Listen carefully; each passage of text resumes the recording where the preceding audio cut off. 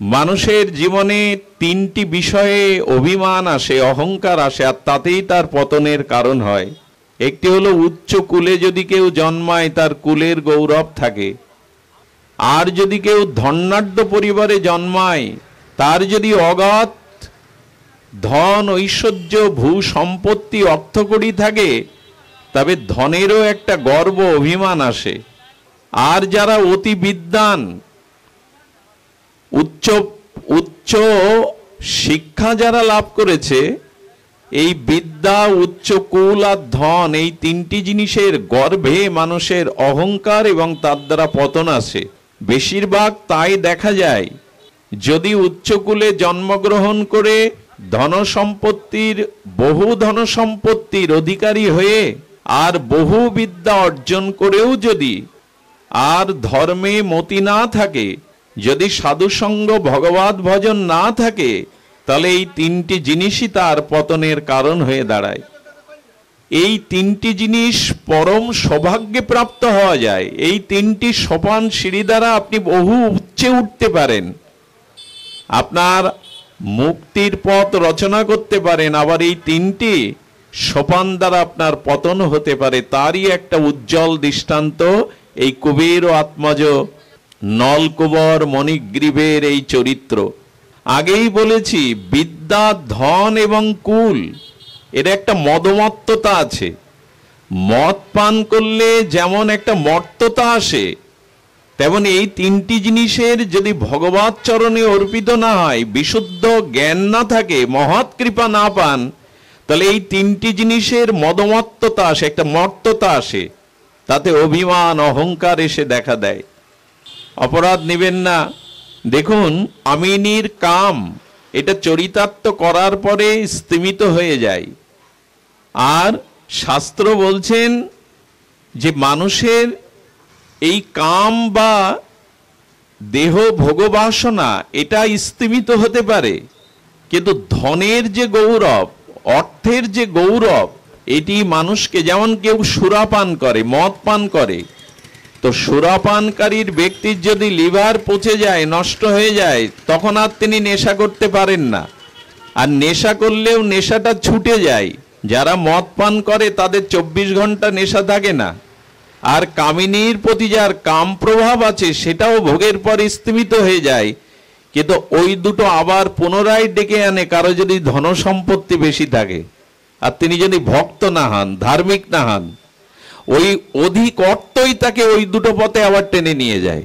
এই জন্য কামিনীর কাম বা সুরাপান একসময় স্তিমিত হয়ে পড়ে, কিন্তু ভক্তিহীন, ধর্মহীন, ভজনহীন ধনী তার এই ধনের ধনাঢ্য গৌরব এটি নষ্ট হয় না, এই তাকে আবার টেনে নিয়ে যায়। কতগুলি খুব প্রাসঙ্গিক বর্তমান সময়ে। এই জন্য ধনের মদমত্ততা, ঐশ্বর্যের মদমত্ততা এমন একটি জিনিস, এটি মানুষকে পতন না ঘটিয়ে ছাড়ে না। আপনি রাজা রাজা হন, সম্রাট হন, শ্রেষ্ঠ ধনী হন, তাতে আপত্তি নেই। দীন ও দাতা হন, ধর্মপরায়ণ হন, অর্থকে যথাযথ সৎ কাজে, মঙ্গল কাজে, জগৎহিতার্থে ব্যয় করুন, তাতে ক্ষতি নেই।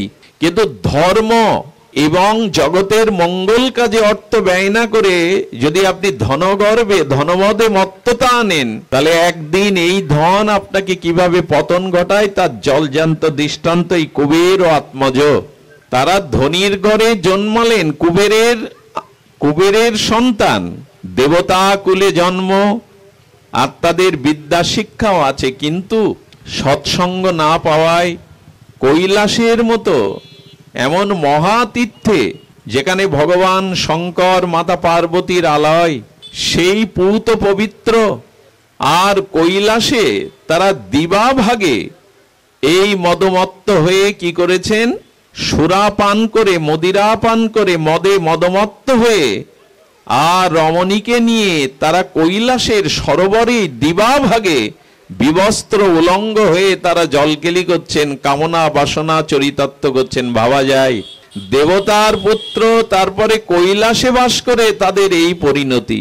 মানব সমাজের দিকে অঙ্গুলি নির্দেশ করে ভাগবত বলছেন, এই দেখো, অর্থ, উচ্চকুলে জন্ম, আর বিদ্যা থাকলেও যদি সাধুসঙ্গ না থাকে, ভজন না থাকে, মহৎ কৃপা, মহৎ সঙ্গ, মহৎ কৃপার যদি প্রাপ্ত না হও তার পরিণাম দেখে নাও। আজ তারা এমনি করে পতিত হয়েছে, জলকেলি করছে দিবা ভাগে আর এই কৈলাসের মতো সরোবরে। সুধীবৃন্দ, মহৎ কৃপা ছাড়া যে ভক্তি প্রাপ্তি হবে না, মহৎ কৃপা ছাড়া কোনো কাজে যে মঙ্গল হবে না, তার দৃষ্টান্ত ভক্তি কল্পতরু দেবর্ষিবাদ নারদ। তিনি বিনা যন্ত্রে শ্রীগোবিন্দের রাধা দামোদরের লীলা স্মরণ করতে করতে, মধুময় গুণকীর্তন করতে করতে চলেছেন। সাধুগণ কেন পরের দুয়ারে যান? মহৎগণের স্বভাব কেন জীবের দুয়ারে যাওয়া? কারণ তাদের একটি ব্রত, একটি সংকল্প, জগৎ জীবকে কৃষ্ণ অভিমুখী করবার জন্য, ভজন ভক্তিমুখী করবার জন্য। নিজের কার্য নাই, তবু তারা পরের ঘরে ঘুরে বেড়ান, পরের ঘরে ঘুরে বেড়ান। মহন্তের স্বভাব এটি। দেবর্ষিবাদ নারদ এমনি করে। আর তিনি যেতে যেতে, আচ্ছা চিন্তা করুন, রাধা দামোদরের এই ব্রত স্মরণ করছেন, লীলা স্মরণ করছেন, আর বদনে শ্রীবদনে রাধা দামোদরের মধুর সংকীর্তন ধ্বনিতে আকাশ বাতাস মুখরিত করে দেবর্ষিপাদ হৃদয়ে লীলা স্মরণ করছেন, আর মুখে শ্রী ভগবানের মহিমা গুণকীর্তন করতে করতে চলেছেন। যাবে না যাবে না মহৎ গিয়ে উপস্থিত হলেন সেই সরোবরের তীরে। দেবর্ষিপাদের সৌম্য মূরতি দেখে, তার সেই মহৎ বেশ দেখে যে রমণীগণ বিবস্ত্র হয়ে জলকেলি করছিল, তারা অভিশাপের ভয়ে, নিজের স্খলন পতনের ভয়ে তারা বস্ত্র আবৃত করে এক পাশে নতমস্তকে দাঁড়িয়ে হাত জোড় করেছে। কিন্তু মদিরা পানে মদমত্ত এই কুবের আত্মজ নলকুবর মণিগ্রীব তারা বস্ত্র নেয়নি, বরঞ্চ বিরক্তি হয়ে তাদের ভোগের পথে অন্তরায় বাধা হয়ে ক্রোধান্বিত হয়ে তখন ঋষিকে গালি দিতে লাগলো। এই দেখুন কি পরিণাম হয় যদি বিদ্যা উচ্চ কুল এবং ধন সম্পত্তি ভগবত কর্মে জগৎ কল্যাণে সাধু কৃপাতে যদি এর সদ্ব্যবহার না হয়, তার পরিণাম দেখুন। বলছেন এই ভিখারি, তারা নারদকে দেখে, দেবর্ষীকে দেখে, কোথায় কুলোটা রমণীগণ চিনতে পারলো, দেবর্ষীপাদের ভয়ে, অভিশাপের ভয়ে তারা বস্ত্র আবৃত করে প্রার্থনা করছে, আর ভোগের পথে বাসনা কামনার পথে বাধাগ্রস্ত এই নলকুবর মণিগ্রীব বলছেন, এই ভিখারি তুমি আর আসার সময় পেলে না? আরে এখানে এভাবে দাঁড়িয়ে আছো কেন? ও তোমার মতো ভিখারি তো আমার পিতার দুয়ারে গড়াগড়ি যায়। দেখুন মহৎকে অবজ্ঞা অপমান মানুষ কখন করে। গর্ব আছে তো আমাদের পিতা ধনী, এই ধনমদে মত্ত হয়ে, অহংকারে মদমত্ত হয়ে আজ নারদের মতো ঋষিকে, যার শ্রীঅঙ্গের বাতাস লাগলে প্রেম ভক্তি হয়, সমস্ত ত্রিকুলে যার সম্মান, অসুর কুলে, দৈত্য কুলে আর ভগবত রাজ্যে সকল জনায়, সকল ক্ষেত্রে, সকল লোকে পূজিত দেবর্ষিবাদ নারদ, আজ তাকে বলছেন যে এই ভিখারি আর আসবার সময় পেলে না, এখানে কেন? আরে তোমার মতো ভিখারি তো আমার পিতার দুয়ারে গড়াগড়ি যায়।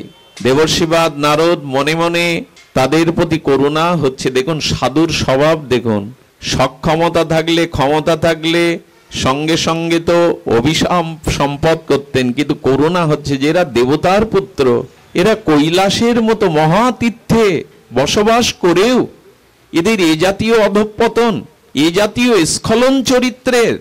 সুধীবৃন্দ, ভাগবত হুঁশিয়ার করে দিয়েই বলেছিলেন, বর্তমান সময়ে এই যে জুয়া, এই যে পরস্ত্রী, আর এই যে নেশা, ড্রাগ বা মদ গাঁজা, সারা পৃথিবীর দিকে যদি তাকিয়ে দেখুন, সারা পৃথিবী গ্রাস করেছে কলি এই তিনটি জিনিসে। পরস্ত্রীর প্রতি আসক্তি আর নেশা, এই যে মরণ নেশা, এটি সমাজকে ধ্বংস করে দিচ্ছে, কত সম্ভাবনায় জীবনকে পতন ঘটিয়ে দিচ্ছে। তো আপনারা জানেন এগুলি থেকে ভাগবত সাবধান হতে বলেছেন। সাবধান কখন হব আমরা? তারই উজ্জ্বল দৃষ্টান্ত এই লীলাতে। তো তখন তারা যখন গালি দিচ্ছেন, দেবর্ষিবাদ নারদ বলছেন এদের কৃপা করা দরকার। শুদ্ধ সাধুর এই হলো মহিমা, প্রকৃত মহাত্মার এই হলো মহিমা। তারা জগৎজীবের কল্যাণের জন্য গালি খেয়েও, লোকের অপমান সহ্য করেও তারা অন্য জীবের ভক্তি দানে ভজন দানে তারা কিভাবে সমর্পিত জীবন। দেবশ্রীপাদ তাদের অভিশাপ দিয়ে ধ্বংস করতে পারতেন, কিন্তু পরম ভগবত ভক্তের হৃদয়ে করুণা হলো ওদের প্রতি। এদের উদ্ধার প্রয়োজন, এরা বিপদগামী হয়ে গেছে। আর এই বিপদের কারণ নির্ণয় করতে গিয়ে এখানে ধনের যে পরিণতি সেটি দেবশ্রীপাদ ব্যাখ্যা করেছিলেন। সুধীবৃন্দ, উনি বলছেন যে বর্তমান আমাদের সাধু সমাজও, কিছু মনে করবেন না, এটা অদ্ভুত কথা, ভাগবত অমৃত বর্ষণীতে আর গোস্বামীপাদ এটি আস্বাদন দিয়েছেন। সাধুরা প্রায়শ, যারা প্রকৃত সাধু তারা দুস্থ, আতুর, অভাবী, কাঙাল, দরিদ্র তাদের কাছে যেতেই বেশি ভালোবাসেন। যারা প্রকৃত মহৎ, প্রকৃত সাধু, এরা দুস্থ, অনাথ, কাঙাল এদের ঘরেই বেশি যেতে ভালোবাসেন। কিন্তু বর্তমান সময় এই ভজন জগতে সাধু সমাজেও একটা অন্ধকার নেমে আসছে। কিছু মনে নেবেন না, কাউকে ইঙ্গিত করে কথা বলা নাই, ভাগবতের ব্যাখ্যায় এসেছে তাই। বর্তমান মাদিসও কিছু সাধু সন্ত আছেন যারা প্রায়শ ধনীর বাড়ি যেতে ভালোবাসেন, ধনী শিষ্য করতে ভালোবাসেন, এবং যেখানে তিনি ধন জন অর্থ বেশি করে পাবেন সেখানেই বেশি যান। এর কারণ বড় মঠ করতে গেলে, আশ্রম চালাতে গেলে তারা মনে করেন ধন ঐশ্বর্যের প্রয়োজন, আর এটা ধনী শিষ্যরাই পূরণ করতে পারে। তারা প্রায়শ দিনহীন কাঙালের গৃহে যেতে চান না, তারা প্রায়শ ধনীর গৃহে যান। আর ধনীরা কি করে জানেন? যাদের পূর্ব সুকৃতি বা পূর্বে কোনো সুকর্মের দ্বারা, পুণ্যকর্মের দ্বারা এ জন্মে হয়তো অনেক ধন সম্পদ পেয়েছে, কিন্তু প্রেম ধন, ভজন ধন, ভক্তি ধন তাদের নাই। তারা কি করে? তারা আরো ধন বৃদ্ধি করার জন্য, তারা আরো সুখে থাকার জন্য, আরো তাদের কামনা বাসনা পূরণের জন্য এইসব সাধুর কাছে অঢেল অর্থ ঢেলে দেন। বাবা একটু মন্ত্র দিয়ে যান, একটা মাদুলি দিয়ে যান, বাবা একটা কবচ তৈরি করে দিন। এই ধনীরা তারা সাধুর কাছে প্রেম ভক্তি ভগবত ভজন তীব্র ত্যাগ বৈরাগ্য না আছে, তাদের আরো ধন সম্পত্তি বৃদ্ধির জন্য, তারা জাগতিক সুখের জন্য এইসব সাধুকে অর্থ দিয়ে প্রসন্ন করে তাদের কাছ থেকে এইগুলি আদায় করে। এটি প্রকৃত সাধুর কাজ নয়। তা যদি হতো, আজ 500 বছর আগে রূপ সনাতন রাজমন্ত্রী তারা, ঠাকুর নরোত্তম রাজপুত্র, শুধু ঠাকুর নরোত্তম নয়, রঘুনাথ দাস গোস্বামী, তিনি সোনার চামচ মুখে নিয়ে জন্মেছেন। আজ হতে 500 বছর আগে যাদের নিট আয় ছিল বার্ষিক 8 লক্ষ টাকা, এখন সেটা 800 কোটির সমান।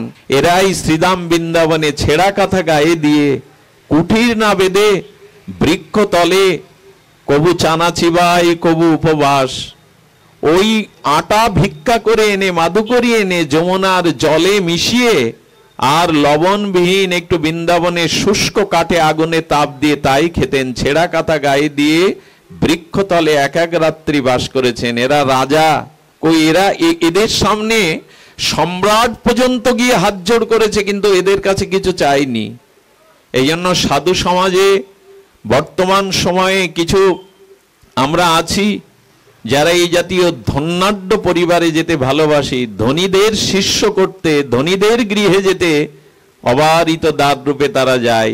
আর ধনীরাও এইসব সাধুকে পেয়ে তাদের কামনা বাসনা পূরণের জন্য তারা তাদেরকে উপঢৌকন দিয়ে, উপহারেদি ধন সম্পত্তি দিয়ে তারা তাদের বাসনা পূর্ণ করতে চায়। আসলে এর দ্বারা কাজের কাজ কিছু হয় না। প্রকৃত ভক্তি, প্রকৃত মুক্তি এর দ্বারা আসে না। প্রকৃত সাধুকে, তার কাছে ধনী গরিবের কোনো বিভেদ নাই। আমাকে 500 টাকা দিয়ে প্রণামী করলে আমি তার মাথায় হাত দেব, আর যে 10 টাকা দিয়ে প্রণাম করছে আমি তার দিকে তাকাবো না। এই জাতীয় মানুষ যারা, এই জাতীয় সাধু আমার মতো মাদিস যারা, তাদের দ্বারা ভক্তি প্রচার সম্ভব নয়, তাদের দ্বারা মানুষের হিত আত্মকল্যাণ সম্ভব নয়। সুধীবৃন্দ, আরে গৃহই যদি ছেড়ে দিলাম, যদি গৃহই ছাড়লাম ত্যাগ বৈরাগ্য ভগবানকে পাওয়ার জন্য, তাহলে 3 তলা এয়ার কন্ডিশন ফ্রিজ না হলে আমি থাকতে পারবো না, এসি রুমে ছাড়া থাকতে পারবো না। এটা আমাদের গৌড়ীয় ভজনের অন্তরায়। পূর্ব মহাজনদের দিকে তাকিয়ে দেখুন, নবদ্বীপবাসী মহাজন, বৃন্দাবনবাসী পূর্বের মহাজনদের দিকে তাকিয়ে কি কঠোর অনুশীলন ছিল তাদের জীবন। বলতে হয় মোদীয় ছিল গুরু মহারাজ ৯৭টা বছর ধরে নিয়মের প্রত্যাবয় করেননি। রাত ২টোর সময় উঠতেন, রাত ২টোর সময় উঠে প্রাতঃ স্নান ক্রিয়া সেরে আর তিনি মন্ত্রাদি সাধন করতেন। প্রভাতে মঙ্গলারতি দর্শন করে রাধাকুণ্ডে ২বার পরিক্রমা করতেন। রাধাকুণ্ডে পরিক্রমা করে এসে কিছু গ্রন্থাদি দেখতেন। এই নাম চলতে থাকতো, লক্ষ্য নাম না করে তিনি কিছু পেতেন না। এই গ্রন্থাদি দেখতে দেখতে অর্চনের সময় এসে যেত। সারাটি জীবন নিজে হাতে প্রায় ১-১.৫ ঘন্টা অর্চন করতেন। এই অর্চনের পর একটু বালভোগ সামান্য পেয়ে আবার তিনি গ্রন্থ অধ্যয়নে বসতেন। দুপুরবেলা শ্রী ভগবানের ভোগ আরতি প্রসাদ আদি পেয়ে বৈকালিক ২টার সময় তখন রাধাকুণ্ডে পাঠ হতো, আবার ৪টায় পাঠ হতো, আবার সন্ধ্যাবেলায় মীরা রঞ্জন ধর্মশালায় পাঠ হতো। এইভাবে আবার ২টো পরিক্রমা করতেন। পরিক্রমা করে রাত ৯টায় এসে একটু প্রসাদ পেয়ে বিশ্রাম নিয়ে আবার রাত ২টোয় উঠে ভজন করতেন। ৯৭ বছরে তার জীবনের এই হলো অস্খলিত নিষ্ঠার ভজন। এটা বলতেও লজ্জা হয়। তাদের চরণাশ্রিত হয়ে আমার মতো মাদিসজীব এখন কি করছে। প্রাতঃস্মরণীয় ছিল মুরারিমোহন দাস বাবাজি মহারাজ। তাদের জীবন দর্শন, তাদের ত্যাগ বৈরাগ্য দেখলে কত বড় বড় ঘরের সন্তান তারা তাদের জীবন কাটিয়েছেন ত্যাগ বৈরাগ্য ভজন উৎকণ্ঠা ব্যাকুলতা দিয়ে। সুধীজন, এই জন্য প্রকৃত মহতের সঙ্গ করতে হবে, প্রকৃত শুদ্ধ নিষ্কিঞ্চন সাধুর সঙ্গ করতে হবে। নারদজির চরিত্র ব্যাখ্যা করতে গিয়ে বলছেন, এদেরকে কেন কৃপা করবেন তিনি, এদেরকে কেন করুণা করবেন সুধীবৃন্দ। আর আমরাও যেন এই ভজন সাধনে এমনি করে সাধুগুরু বৈষ্ণব পেলে ১০০০টা কামনা তাদের কাছে নিবেদন না করি। কিছু মনে করবেন না। এক ব্যক্তি নির্জলা একাদশী করতেন, আর তিনি গীতা ভাগবত নিত্য অধ্যয়ন করতেন, চর্চা করতেন, অনুশীলন করতেন, আর ভগবানের ভজন করতেন তিনি। কিন্তু তার পুত্র বিয়োগ হলো। তার পুত্র যখন মারা গেল, তিনি অভিমানে গীতা ভাগবত নদীতে ভাসিয়ে দিলেন, আর ভজন সাধন পরিত্যাগ করলেন ভগবানের প্রতি অভিমানে। শিল গুরু মহারাজের কাছে যাওয়ার পরে ওনারই শ্রীপাদ পদ্ম শ্রী গুরু মহারাজের চরণে যাওয়ার পরে বললেন, আচ্ছা তুমি যে গীতা ভাগবত নদীর জলে ভাসিয়ে দিলে, গীতা ভাগবতের কোথাও লেখা কি আছে? গীতা ভাগবতে কোথাও কি লেখা আছে যে ধর্ম করলে, ভজন করলে, নির্জলা একাদশী করলে, নিত্য পাঠ কীর্তন করলে জরা ব্যাধি মৃত্যু অভাব অনটন রোগ শোক হবে না? আপনি একটু লক্ষ্য করুন, কখনো কেহ ভাগবত ভজন করবেন না এইগুলি পাওয়ার আশা করে। দেখুন, ভাগবতে কোথাও নাই, গীতাতে কোথাও নাই যে আপনি নির্জলা একাদশী ব্রত করলে, ভজন করলে, শাস্ত্র অধ্যয়ন করলে আপনার বিপদ হবে না। মৃত্যু তো আমরা সাথে নিয়েই জন্মেছি। কেউ কেউ বলেন অমুকের মৃত্যু ঘনিয়ে আসছে। মৃত্যু কি কোথা থেকে আসে? মৃত্যু কোথা থেকে আসে না, মৃত্যু আমার কাছেই থাকে। যেদিন জন্মেছি ওই দিন আমার সাথেই মৃত্যু আছে, মৃত্যু অন্য কোথা থেকে আসে না। এই জন্য মৃত্যু তো সাথে নিয়ে জন্মেছি, জরা ব্যাধি আমরা সাথে নিয়েই জন্মেছি। এই জন্য কোনো কামনা নিয়ে ভগবানের ভজন করবেন না। একটা কথা বলি, নাস্তিক বরঞ্চ ভালো, যারা ঈশ্বর বিশ্বাস করে না। খুব ধ্যান দিয়ে শুনুন, যারা নাস্তিক, ঈশ্বর মানে না, তারা বরঞ্চ ভালো। কোনো ঘটনায় যদি তাদের ঈশ্বরের প্রতি বিশ্বাস আসে, তখন সেই বিশ্বাসটা খুব সুদৃঢ় হয়।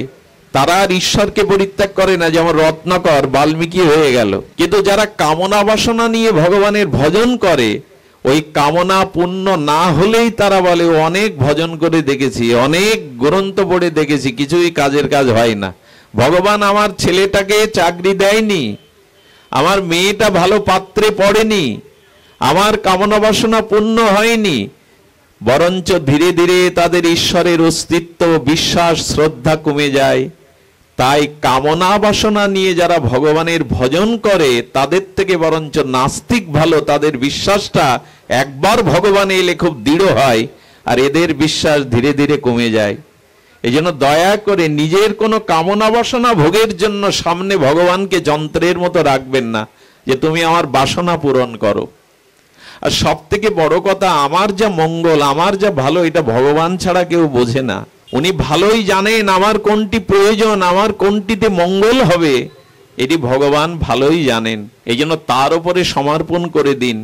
গীতা ভাগবতে কোথাও পাবেন না একটি শ্লোক যে ধর্ম করলে, ভজন করলে আপনার বিপদ হবে না, মৃত্যু হবে না, আপনার জীবনে কলঙ্ক আসবে না, এরকম কোথাও বলা নেই। বরঞ্চ বললেন ওগুলো বেশি আসবে, তবু ভজনের দ্বারা তুমি সেগুলি সহ্য করার একটা শক্তি ভগবানের থেকে পাবে। সব অবস্থাতেই রাজি থাকার একটি শক্তি তুমি ভজন থেকে পাবে। সুধীবৃন্দ, এই যেন বাসনা নিয়ে যেন ভজন না হয়। মহাপ্রভু আমাদের প্রেম ধর্মের মন্ত্রে বলেছেন, ন ধনং ন জনং ন সুন্দরীং ন কবিতাং জগদীশ বা কাময়ে। আমরা যেন এইসব কামনা বাসনা নিয়ে তাকে ভজন না করি।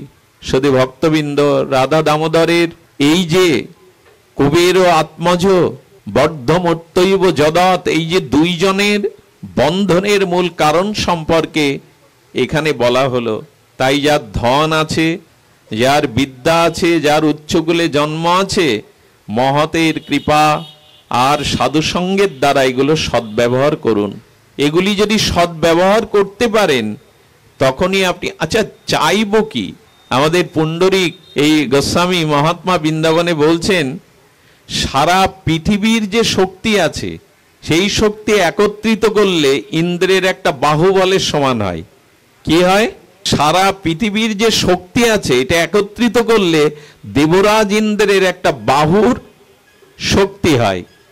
আর দেবরাজ ইন্দ্রের বাহুতে যে শক্তি আছে সেই সমস্ত শক্তি, তার 1000 গুণ শক্তি একত্রিত করলে কি হয়? আমাদের বলদেবের একটা অঙ্গুলির শক্তি সমান হয় বলদেবের। আর বলদেবের অঙ্গুলিতে তার কোটি গুণ, তার 1,00,000 গুণ শক্তি ভগবান শ্রীকৃষ্ণের একটা হাসিতে। পৃথিবীর সমস্ত শক্তি একত্রিত করলে দেবরাজ ইন্দ্রের একটা বাহুবলের সমান হয়। আর দেবরাজ ইন্দ্রের বাহুবলের শক্তি 1000 গুণ বৃদ্ধি হলে বলদেবের একটা অঙ্গুলির শক্তি সমান হয়। আর বলদেবের অঙ্গুলির শক্তি 1,00,000 গুণ বেশি শ্রীকৃষ্ণের একটা হাসির শক্তির মধ্যে। আর গোবিন্দের বদনে হাসির শক্তির থেকে কোটি গুণ শক্তি বেশি রাধারানীর করুণা দৃষ্টির মধ্যে।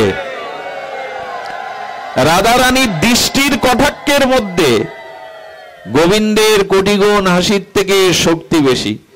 একজন পুণ্ডরিক এই গোস্বামীজিকে প্রশ্ন করেছিলেন, রাধারানী আর লক্ষ্মীর মধ্যে পার্থক্য কি? কমলা দেবী আর রাধারানীর মধ্যে পার্থক্য কি? তিনি সহর্ষে উত্তর দিচ্ছেন যে নারায়ণের চরণ সেবা যিনি করেন ইনি লক্ষ্মী দেবী, আর নারায়ণ বা স্বয়ং ভগবান যার চরণ সেবা করেন ইনি রাধারানী। লক্ষ্মী দেবী নারায়ণের চরণ সেবা করেন, আর ওই নারায়ণ বা গোবিন্দ যার চরণ সেবা করেন ইনি হলেন রাধা ঠাকুরানী। এই জন্য চাইব কি? যার একটি হাসিতে অনন্ত ব্রহ্মাণ্ডের পরমানন্দ ঝরে পড়ে, যার একটি চোখের কটাক্ষ করুণা দৃষ্টিতে গোবিন্দের কোটিগুণ হাস্যর শক্তি আনন্দ ঝরে পড়ে, তার কাছে কি বা চাইব? কামনা বাসনা কি চাইব? ওতে কিছু চাওয়া পাওয়া নিয়ে তো টিকে থাকা যাবে না, মৃত্যু আসবে। এই জন্য দয়া করে ভজন সাধনটা যেন কোনো কামনা বাসনা মাঝখানে না রাখি। তবে প্রথম অবস্থায় কামনা বাসনা আসে, ধীরে ধীরে সাধু সঙ্গ করতে করতে, মহৎ সঙ্গ করতে করতে আমাদের এইগুলি তিরোহিত হয়। এই জন্যই তো মহৎ সঙ্গ, সাধু সঙ্গ।